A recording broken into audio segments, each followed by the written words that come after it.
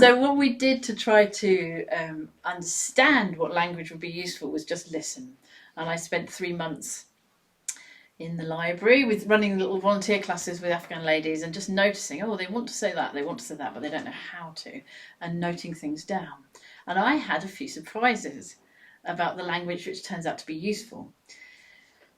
Typically, particularly for complete beginners, what gets taught in an ESOL classroom is quite rigid and formulaic, actually.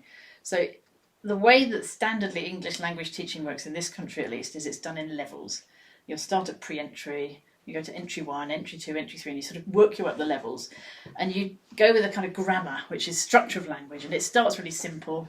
I am, you are, and it gets more complicated till you're on your crazy verb tenses and conditionals and stuff down the line.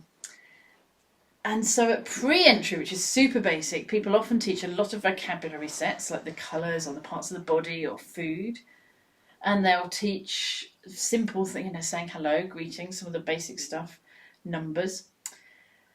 But they won't teach beginners how to say anything complicated, because that's higher level grammar, and that's not how it's done.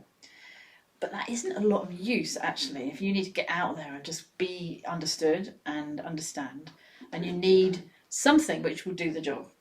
So a very different approach to teaching English, but still a completely viable one. If you train as a language teacher, you'll be taught how to do this, is to teach whole pieces of language, whole sentences. It's called a functional approach to language teaching. So you're not worried about the grammar at all. You don't take it to pieces and understand why it's like that. You just learn it, and you think, well, if I can make this string of sounds, it means this, and somebody will understand me.